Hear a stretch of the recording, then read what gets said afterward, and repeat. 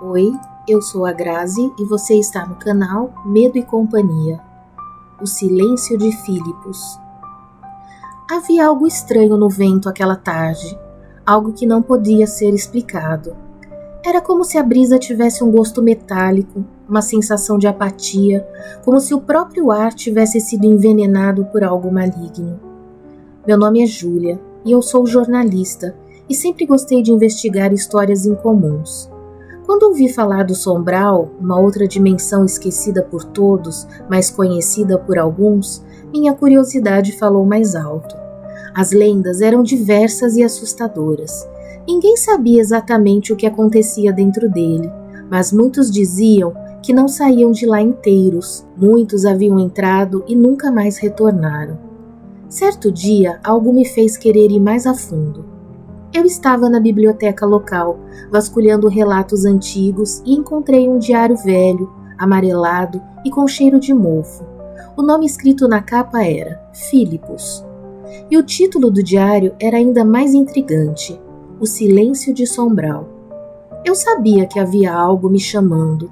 Algo no meu interior se alertou e me disse para não seguir adiante, mas eu não pude resistir. Abri o diário. Filipos era um homem comum, ou ao menos parecia ser, antes de ser tragado para dentro do Sombral. Ele se descrevia como um homem do campo, trabalhador e com uma vida simples, mas as palavras em seu diário mostravam um homem que tinha sido tocado por algo que não deveria existir. Filipos falava de como, certo dia, ele passou a sentir um mal-estar inexplicável. Seu corpo fraquejou de forma que ele nunca havia experimentado antes. Naquela noite, enquanto caminhava pela cidade, avistou uma porta. Ela estava entre duas árvores, como se fosse parte de um cenário, mas de alguma forma também fosse completamente fora do lugar. A porta parecia estar aguardando por ele. Era a porta para o Sombral. Quando ele a atravessou, Filipos foi imediatamente consumido por uma escuridão fria e densa, e foi ali que começou sua jornada pelo Sombral. Ele não sabia ao certo o que estava acontecendo, mas algo o empurrava a continuar, como se a própria terra debaixo dos seus pés tivesse um poder sobre ele. Ele descreveu o Sombral como um lugar sem som, onde o tempo não se movia e o espaço não existia. Nada parecia vivo, mas o lugar estava vivo de alguma forma.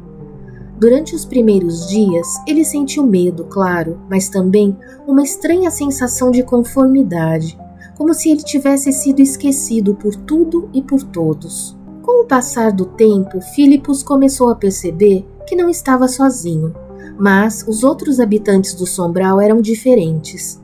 Não era que eles estavam apenas em silêncio, eles não faziam som algum. Não havia passos, não havia respiração, nem o som de batidas cardíacas. Esses seres não eram humanos.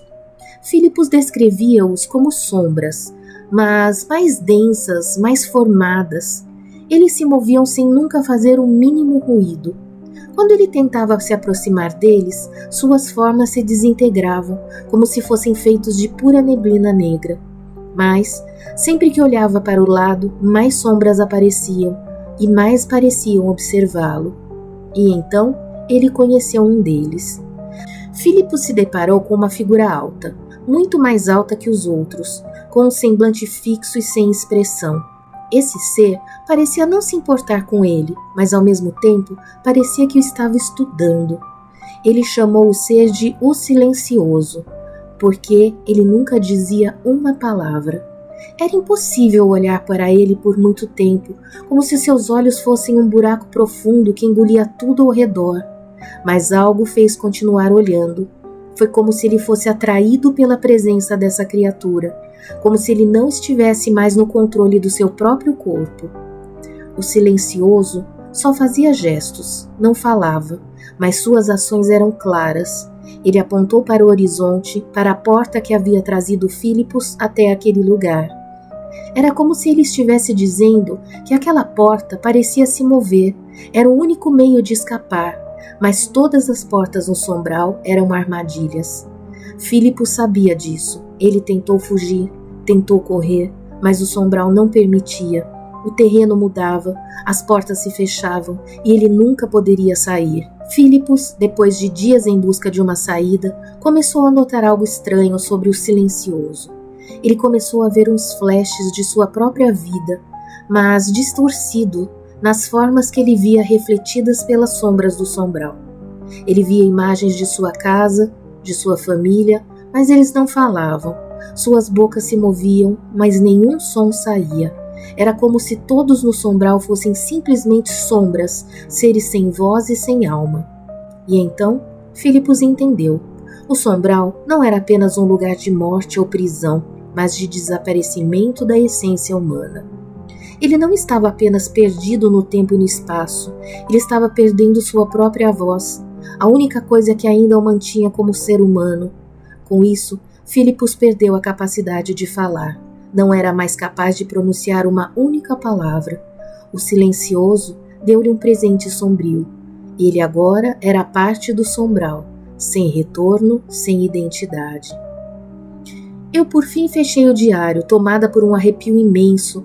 A última página dizia apenas: se você ler essas palavras, já estará marcado. O sombral não deixa quem chega ir embora. Não, nunca. Filipos nunca mais foi visto. Dizem que ele ainda está lá. Eu não sou mais eu. Eu estou aqui, mas algo me observa de longe. Eu sinto frio que não pertence a mim. Eu ouço o silêncio que ecoa no fundo da minha mente.